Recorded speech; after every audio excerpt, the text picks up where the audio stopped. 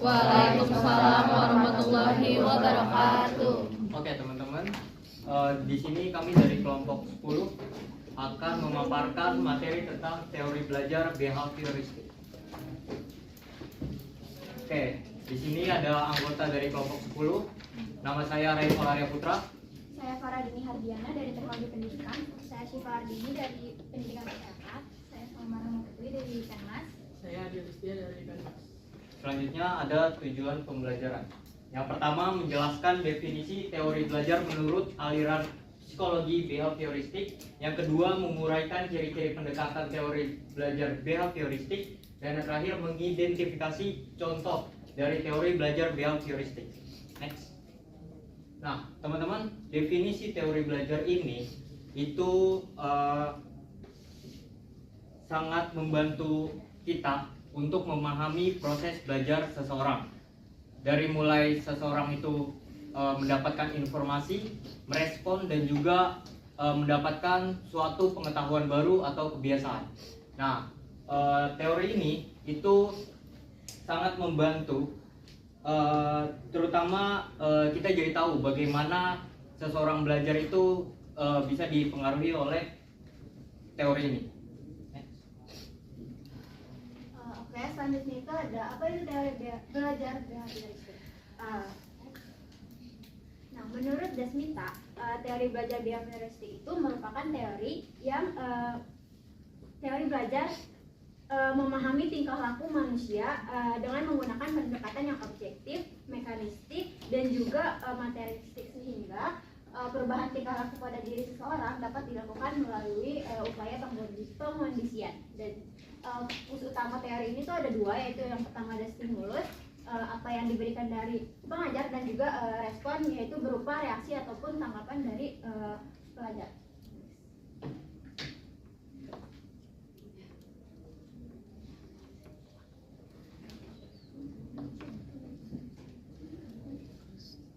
Mohon maaf sih, ada sedikit kesalahan karena ini sinyalnya juga lagi buruk ya teman-teman. Jadi mungkin boleh juga lanjut aja. Kamu sudah. Di sini ada 3 tokoh yang akan kita bahas. Yang pertama itu ada yang memiliki teori operant conditioning, yang kedua ada trial dan error, dan ketiga ada classical conditioning. Dari kalian semua ada yang bisa tebak nggak 3 tokoh utama ini siapa?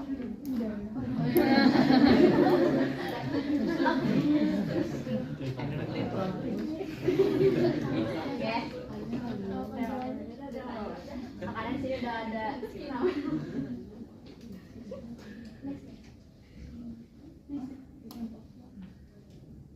Oke, yang pertama ada menurut Skinner.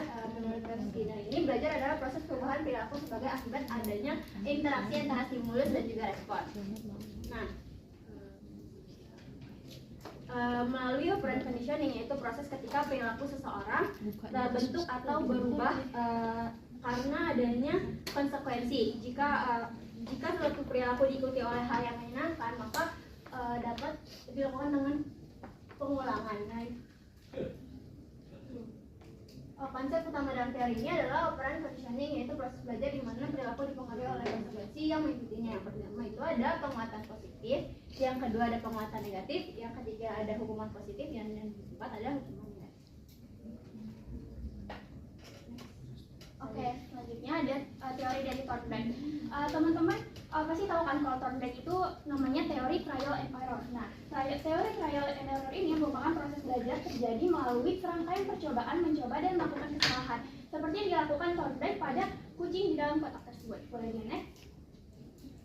Nah, ini ada penemuan 3 hukum pokok dari Thorndike itu sendiri. Yang pertama itu hukum latihan atau the law of exercises. Nah, law of exercises ini terjadi ketika seseorang melakukan latihan. Ketika dia melakukan latihan pengulangan terus-menerus, maka dia akan mendapatkan hasil belajar dia akan lebih meningkat dari yang sebelumnya.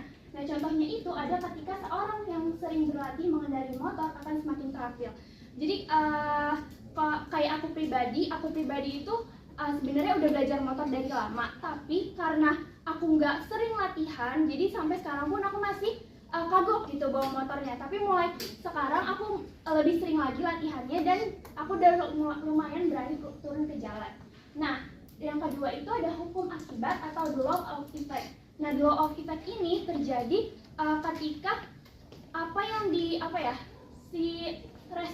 stimulusnya ini kalau misalnya dia menyenangkan bagi si pembelajar, maka dia akan dia akan suka gitu, akan dia ulangi, akan dia lakukan terus. Tapi kalau misalnya stimulus dari pengajarnya ini kurang tepat atau dia nggak suka, seperti hukuman misalnya. Nah, hukuman ini kan kalau misalnya peserta didik mendapatkan hukuman, maka ia akan cenderung untuk menutup diri, untuk takut gitu kepada guru tersebut. Kalau misalnya contohnya itu kayak ini, siswa mendapatkan pujian setelah berhasil mengerjakan soal matematika dan akan termotivasi untuk mengulanginya. Nah, kalau misalnya dalam pengerjaan soal matematika itu dia mendapat hukuman kayak misalnya disuruh lari atau mungkin dipukul, kayak dulu kan dipukul pakai rotan gitu ya. Nah, dengan begitu maka dia akan lebih takut gitu untuk belajar matematika. Bahkan sebelum kelasnya dimulai, sebelum ketemu gurunya, dia udah takut, saya nggak mau belajar sama guru itu lagi. Nah, jadi kayak gitu. Sebenarnya mereka ini nggak takut matematika karena bisa jadi ya, nggak takut matematika karena matematikanya bukan, tapi karena pengajarnya kayak gitu. Nah, yang ketiga itu ada hukum kesiapan atau the law of readiness. Nah, the law of readiness ini, kesiapan ini membantu seseorang untuk lebih memahami materi apa yang akan dia pelajari. Nah, kesiapan ini bisa jadi kesiapan mental, kesiapan kita sebelum ke kelas nih misalnya, atau misalnya kayak kita belajar perkalian dan pembagian. Ya, sebelum kita belajar perkalian dan pembagian, pasti kan kita lebih diajarkan untuk belajar penjumlahan dan pengurangan dulu sebelum masuk ke materi perkalian itu sendiri, agar kita lebih bisa memahami dan lebih bisa menjawab soal-soal dari perkalian dan pembagian itu sendiri. Jadi next. Nah, selanjutnya ini ada teori Pavlov, yaitu stimulus netral yang akhirnya dapat memicu respon yang sama tanpa stimulus tidak terkondisi hadir.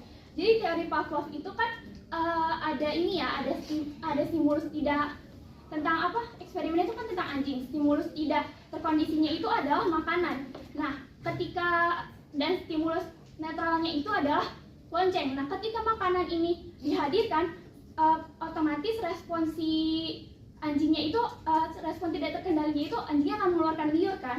Nah, tapi kalau misalnya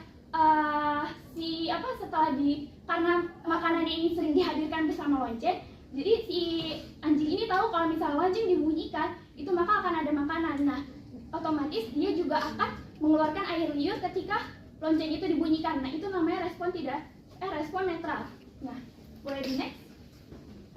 Dari eksperimen si Pavlov itu ditemukan ada dua hukum belajar. Yang pertama law of respondent conditioning dan yang kedua law of respondent extension.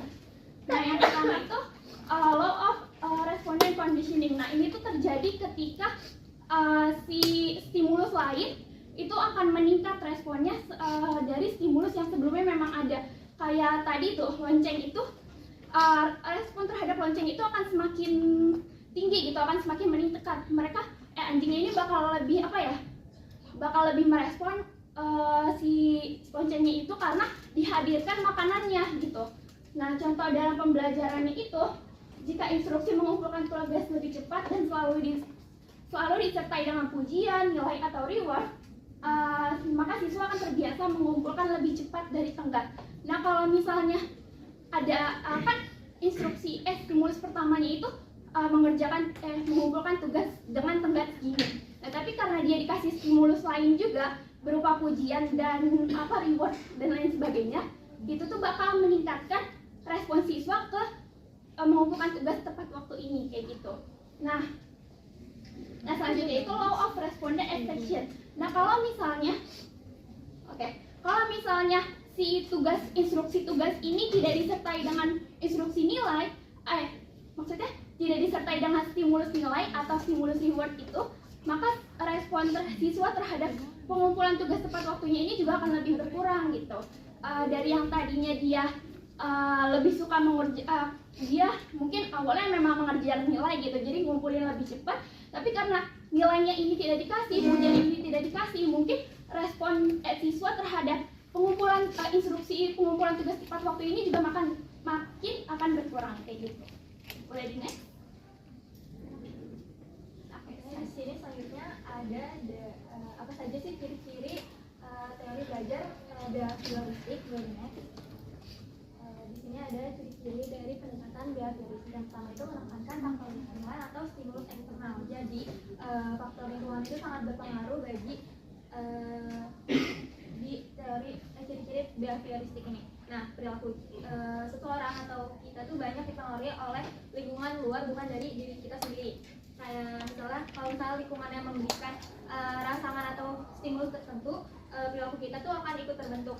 Nah, contohnya tuh kayak misalnya siswa yang mendapatkan pujian saat menjawab pertanyaan dengan benar. Nah, itu tuh dia bakal lebih menjadi percaya diri lagi untuk menjawab pertanyaan-pertanyaan lainnya. Terus yang kedua itu fokus pada perilaku yang dapat diamati atau observable behavior.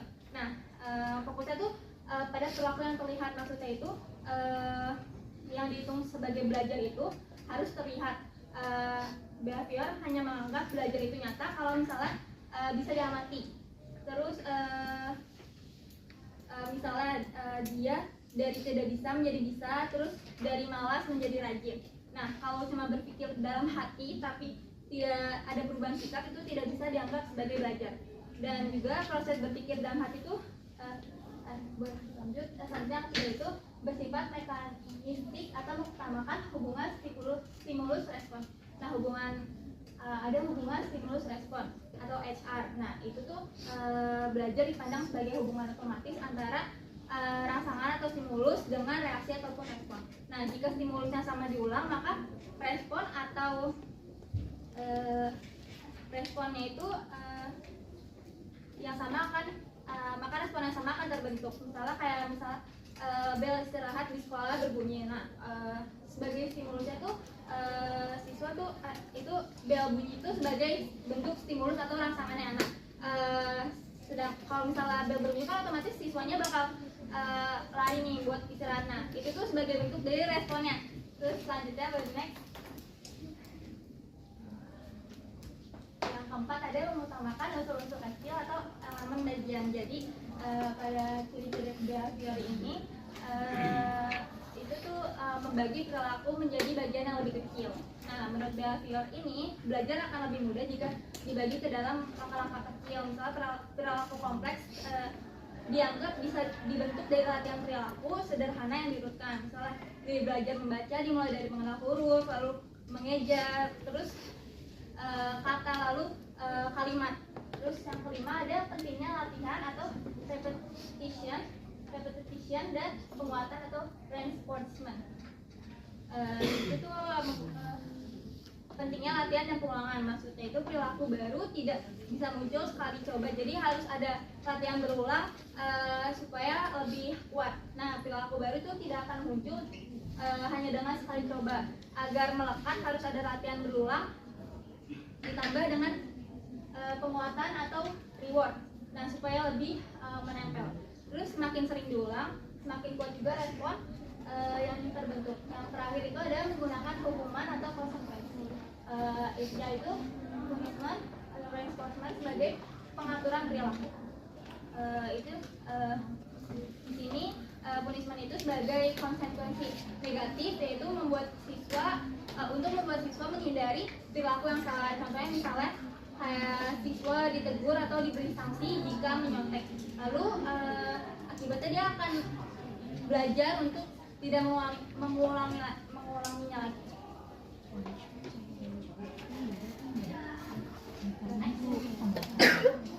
Oke, teman-teman, kita move ke bagaimana contoh implementasi teori belajar behavioristik. Next. Oke, di sini ada contoh implementasi teori belajar behavioristik dalam teknologi pendidikan. Oke, coba teman-teman kita bayangkan dulu kalau misalnya kita sedang belajar mata pelajaran IPA. Oke, sudah? Oke, kalau misalnya kita belajar IPA, kita nggak bakal mungkin bisa belajar dengan hanya lewat buku. Butuh dengan alat peraga.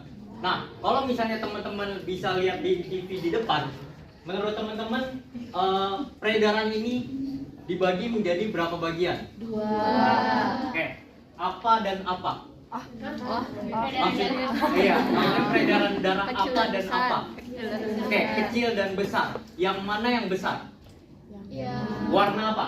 Biru atau merah? Biru. Oke, yang mana yang kecil? Oke, berarti teman-teman semua sudah paham. Oke, boleh tepuk tangan dulu. Oke, kalau misalnya kita bayangkan kita sedang di kelas dengan kita belajar mata pelajaran IPA, saya sebagai guru memberikan kalian untuk menyuruh tepuk tangan, reinforcement apa yang saya berikan, positif atau negatif? Berarti teman-teman sudah paham tentang reinforcement. Oke, kalau misalnya kita sudah paham, guru memberikan penguatan reinforcement positif. Nah, itu bisa berupa pujian, apresiasi, atau hanya sekedar tepuk tangan. Betul? Betul. Nah, kalau misalnya itu tidak terjadi atau teman-teman tidak paham, guru itu tidak hanya bisa tidak berhenti kepada memberikan nilai rendah. Guru bisa memberikan stimulus yang baru, entah itu membuat media interaktif atau menampilkan video yang berhubungan dengan sistem peredaran darah.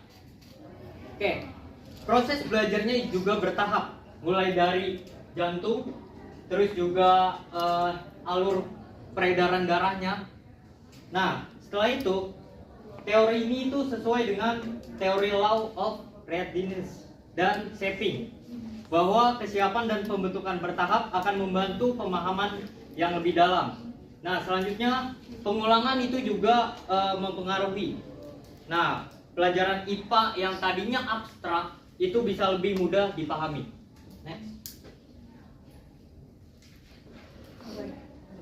Selanjutnya ini ada contoh implementasi dari Penma sendiri ya. Kalau dari Penma sendiri ini saya ambil 2 contoh. Yang pertama itu kartu prakerja. Jadi kalau tahu prakerja itu ada di zaman-zaman COVID-19. Itu tuh contoh pelatihan yang mendapatkan pelatihan secara 18 jam maksimalnya. Jadi itu bisa dilaksanakan offline secara 8 jam itu 2 hari, atau enggak itu online itu sehari itu bisa 3 jam. Nah, dari stimulus ini itu tuh menghasilkan respon. Jadi misalkan pengangguran waktu COVID-19 itu kan mereka kan nggak ada kerjaan ya, ada juga yang kena PHK dan segala macam. Nah, kartu prakerja ini tuh membuka pelatihan pekerjaan sesuai bidang-bidang yang diminati. Nah, nantinya setelah melakukan pelatihan itu ada intensif yang diberikan kepada orang itu. Jadi misalkan kita udah ikut pelatihan selama 18 jam dan nanti itu intensifnya itu akan cair kurang lebih dari 2 minggu.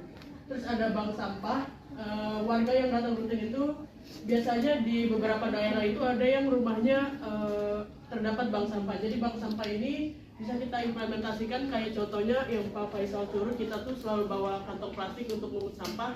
Nah, sampah itu bisa menjadi pemasukan buat kita. Jadi bank sampah itu memberikan kualifikasi kayak misalkan botol plastik bekas, gelas plastik bekas. Nah, itu kan bisa didaur ulang nantinya. Dan itu akan dapat stimulus responnya ke kita juga berupa intensif. Jadi dia itu ada harganya per kilo. Boleh di next? Oke, sebelum lanjut, ada yang tahu nggak kelemahan dari teori belajar behavioristik? Dia mau jawab? Mungkin dari yang PPT minggu kemarin.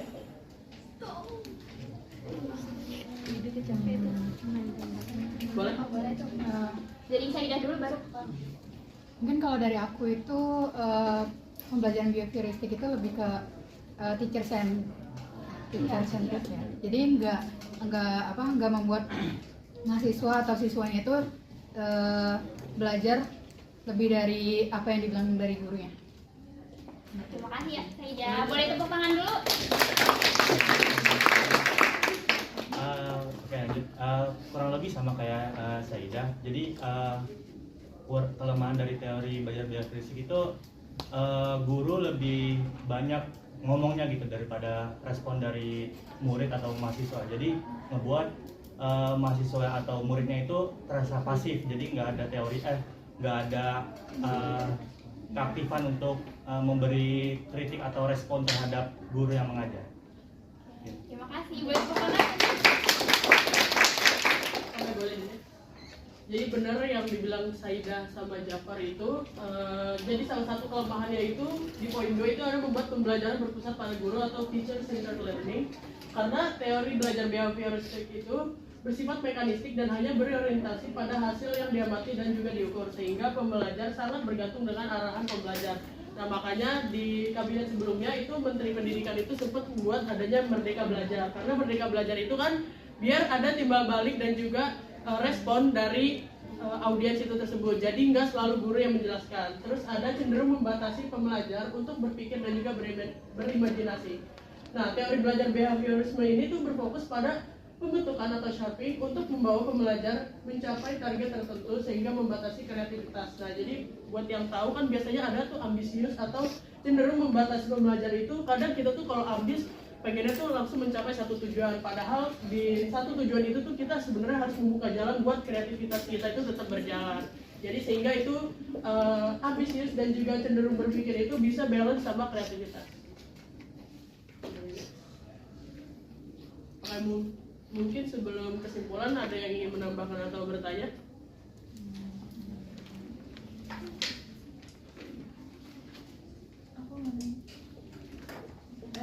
Sebelumnya tadi kan dibahas juga kan kelemahan salah satu kelemahan dari teori behavioristik ini kan teacher center. Jadi teacher center itu berarti si guru ini memberikan stimulus dan si siswanya itu memberikan respon. Pertanyaan aku, berarti inti dari behavioristik itu hanya fokus pada stimulus dan responsnya aja gitu kan, nggak ada timbal balik dari kayak stimulus, si orang yang memberikan stimulus nanti ada responsnya. Nah, si orang yang memberikan respon ini nggak bisa memberikan stimulus pada orang yang memberikan respon.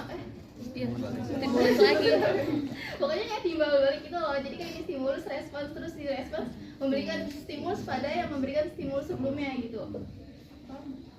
Ya, paham. Terus pertanyaannya apa? Terus Itu. Jadi intinya apakah timbal balik? Oke, kalau menurut saya itu sebenarnya bisa. Cuman karena itu kan jadi guru itu kan kita tahu karakteristik itu ada bermacam-macam ya. Nah, ada guru tuh yang kadang tuh membuka kayak sesi interaktif kayak gini nih, maksudnya itu tuh kayak misalkan ditanya ke pendapat siswanya. Nah, itu bisa memberikan stimulus balik kepada gurunya. Tapi kalau misalkan emang guru itu fokus kepada materi yang diberikan, dan juga biasanya tuh ada guru yang kalau misalkan udah selesai menjelaskan udah langsung tugas, sedangkan anak-anaknya itu nggak diberi kesempatan buat bertanya ataupun memberikan tanggapan. Nah, itu bisa masuk ke karakteristik, jadi tergantung gurunya juga. Jadi kemungkinan besar itu makanya kenapa karakteristik itu ada, karena itu salah satu faktor untuk behavioristik itu. Apakah terjawab? Ada lagi yang mau bertanya atau menambahkan?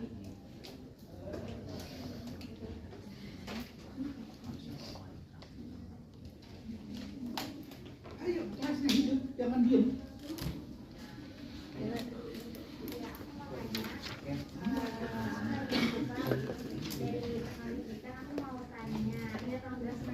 Aku belum nangkep, tadi kan PPT ada yang sering notice kayak bersifat mekanisme. Itu boleh tolong jelasin lebih detail lagi, nggak maksudnya tuh kayak gimana?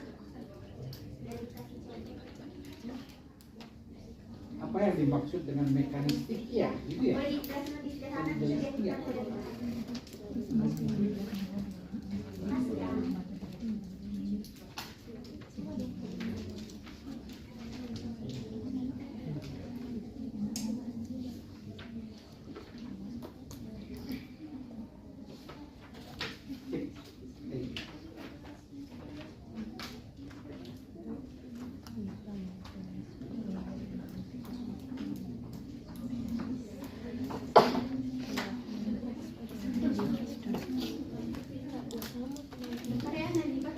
Iya.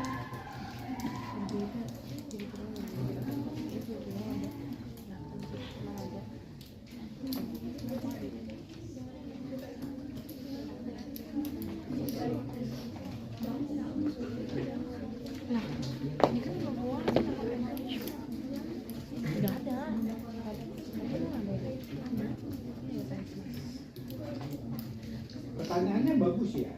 Ya nanya apa yang dimaksud dengan mekanistik. mekanistik, gitu ya. Nah, kalau saudara tadi dengar apa itu behaviors, apa itu behaviors? Ya, yang presentasi.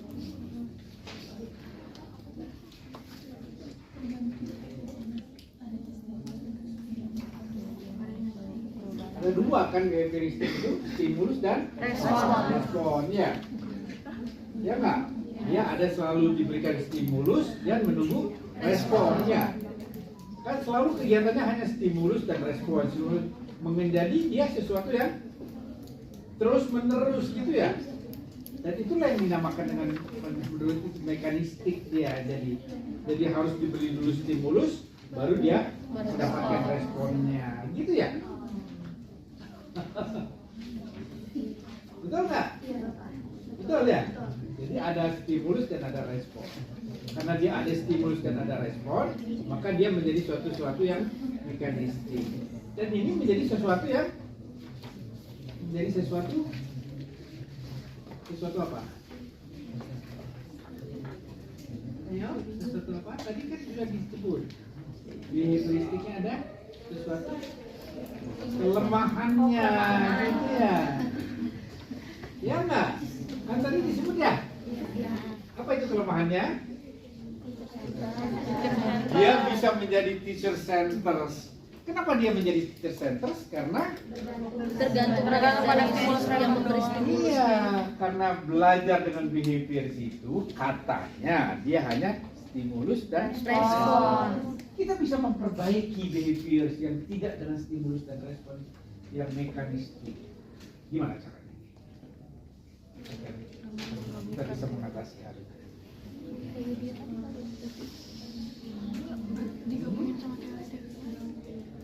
Gimana caranya?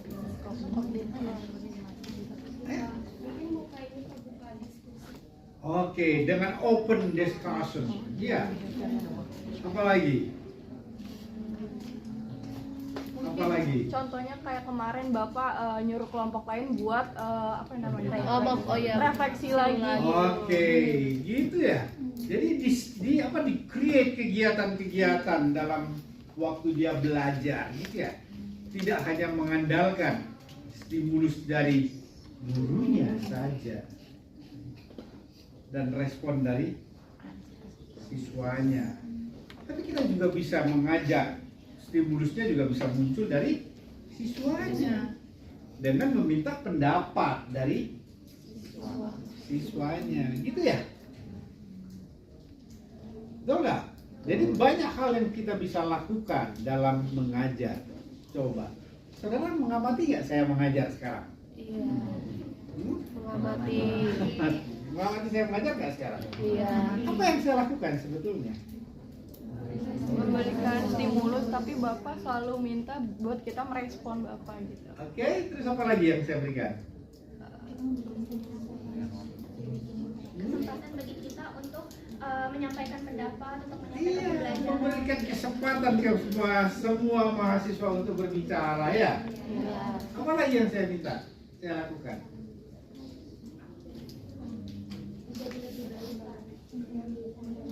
Ayo, apa yang saya minta di kelas saya?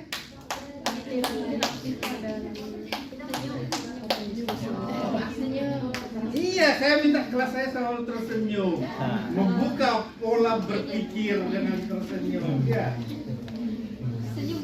ya enggak? Bukan senyum di jalan sendirian gitu ya? Ya enggak? Saya minta kelas itu tidak hanya stimulus dari saya gitu ya. Saya minta create kelas itu sendiri memberikan stimulus dari siswanya sendiri terhadap siswa yang lain gitu ya. Ya enggak?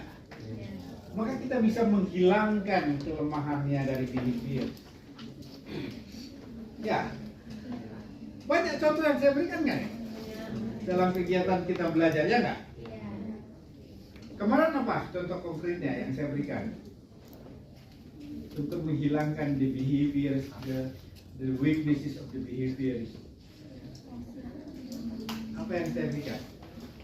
Jadi pada saat kelompok kemarin sedang presentasi, ada kelompok lain yang merefleksi maju ke depan Bapak. Oke, terus apa lagi yang saya berikan? Membuat video. Not only did that, apa? Kan kemarin saya minta ada yang presentasi ya? Terus ada yang merespon hasil presentasinya. Terus saya minta lagi, ada lagi yang berbicara lagi ya? Iya Bapak. Ya enggak? Setelah itu apa yang kita lakukan Membuat kemarin? pohon ini Bapak. Kita konsep pohon. Kita buat, ya. Iya. Kita buat dengan mengajak aktif semua ya. Betul. Menuliskan apa yang sudah kita pelajari gitu ya. Iya. Ya enggak? Iya. Pada waktu kita menjelaskan what is the behavior. Ya enggak? Kemarin kan kita sedang belajar the behavioristic. Ya. Ya enggak? Sekarang juga presentasi tentang behavioristic. Ya. Apa yang belum ada di sini? Kelemahan. Apa yang belum ada di sini? No, not that. Apa yang belum ada di sini? Yang sudah dijelaskan oleh temanmu tadi. Oh tokoh ya Bapak. Hah? Tokohnya juga ada ahlinya.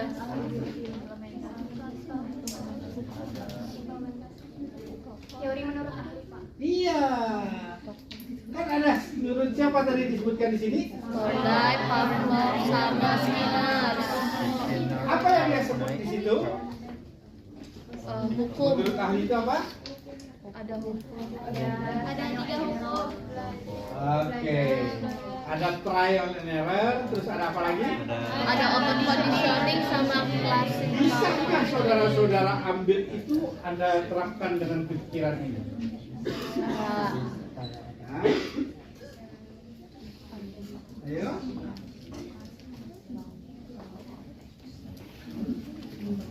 Itu kan menurut Frederick gitu ya, ada Frederick dan Skinner gitu ya, ada Edward Lee gitu ya, ada Ivan. Yang paling terkenal yang mana? Skinner. Yang mana? Skinner. Nah, teorinya banyak ya. Iya. Dan banyak juga harus kita pikirkan mengimplementasikannya kayak apa dalam situasi belajar. Dalam situasi belajar. Apa yang dia kasih contohnya? Stimulus sama respon itu kan penguatan positif, reformer, respon positif, reformer positif dan Oke, negatif. there is a reinforcement gitu. Apa itu? What is the reinforcement? Penguatan kembali gitu ya? Iya. Gimana contohnya memberikan penguatan kembali? Seperti tadi yang dibilang Bapak, mengasih reward, tepuk tangan, Ada pujian. lagi yang lain? Kalau itu positif, kalau negatif. Kalau reinforcement negatifnya sendiri itu pengurangan ini Pak, kesenangan bagi siswanya. Oke, yang positif, Negatif Bapak. yang negatif, Iya. reinforcementnya. Iya. Reinforcement negatif itu berbeda dengan punishment. Oke. Kalau reinforcement negatif itu dia pengurangan kesenangan dari siswa Oke, belajarnya itu. membuat siswa yang belajar menjadi takut, gitu ya? Itu jatuhnya ke punishment Bapak. Apa? Jadi kalau misalnya dia ini diwanti-wanti. tidak mengerjakan PR nih Pak. Nah, nanti reinforcement dari gurunya itu misalnya jam istirahat dia harus mengerjakan PR-nya di jam istirahat. Oke. Tapi nggak ada hukuman nggak ada hukuman yang membuat dia takut gitu, cuma mengurangi jam istirahatnya aja. Kesenangan dia. Iya, kesenangan. negatif. Iya. Is there anything that you think already? Ada nggak yang mulai saudara berpikir sekarang? Adakah sesuatu yang saudara mulai pikirkan sekarang? Kalau saudara nanti berdiri seperti saya nih, mengajar.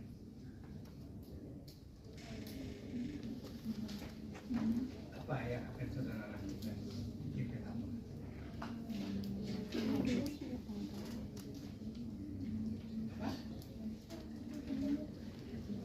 Strategi ya. Kalau saudara mau mengajar, mulai memikirkan strateginya apa sih yang akan saya lakukan gitu ya. Berdasarkan apa? Berdasarkan apa? Berdasarkan apa? Ayo. Tujuan belajar. Tujuan belajar. Tujuan belajar, tujuan pembelajaran. Ya, sikap karakteristik siswa. Berdasarkan teori that you already knows that.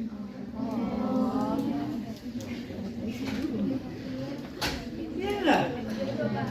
Hah? Make sure that you do that kind of thing dengan benar. Kalau mau dengan benar berarti berdasarkan teori yang sudah saudara pelajari. Ya. Orang aktif loh, mesti kuat ya. Ya nggak? Mesti kuat ya dengan teori-teori belajarnya ya. Dan bisa diimplementasikan dalam situasi pada waktu saudara mengajar. Kenapa itu perlu?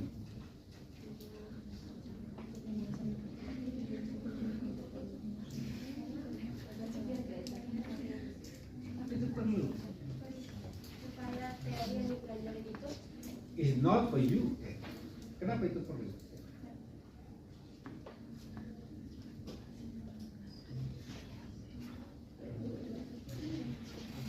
Agar Bapak saya mau nyoba agar peserta didiknya belajar dengan lebih baik. iya, agar kelasnya menjadi sesuatu yang nyaman dan baik. baik, gitu ya? Ya enggak? Kenapa itu perlu? Karena agar peserta didiknya bisa belajar, gitu ya? Iya. Ya enggak? Oleh karena itu saudara perlu strategi mengajar dengan baik, ya. Bagaimana strategi saudara mengajar dengan baik kalau saudara tidak tahu teorinya? Hah? Karena di dalam setiap saudara mengajar, saudara dihadapkan pada situasi interaksi saudara gurunya dengan muridnya, ya. Si guru harus bisa membaca keadaan muridnya. Ya, saya kembali kepada teori belajar. Gimana saya mau tahu si Mbak ini belajar atau tidak? Gimana caranya saya mau tahu si Mbak ini belajar atau tidak? Aktif di kelas Bapak. Ayo, gimana caranya?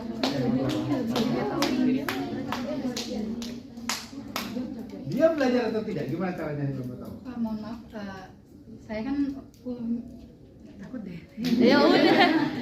Saya kan diajarin sama Prof. Evelyn belajar dan kalau dia tuh mata kuliahnya belajar dan kinerja.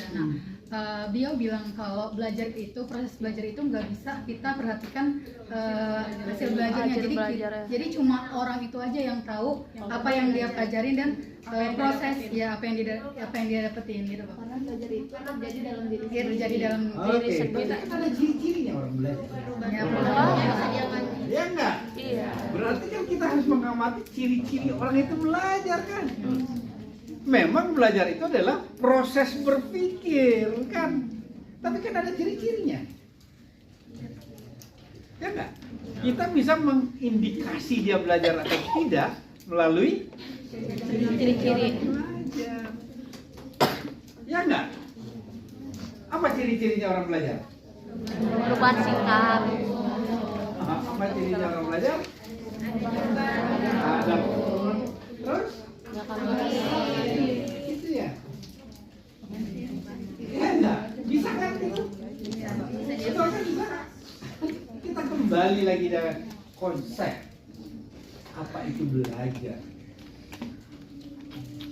Kita kembalikan lagi dengan ciri-cirinya orang belajar. Ya. Ya enggak?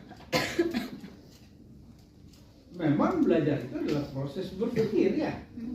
Kita kan nggak bisa, saya kan nggak bisa baca ya. Ya nggak? Bisa saya baca semua mahasiswa saya ini. Dia belajar.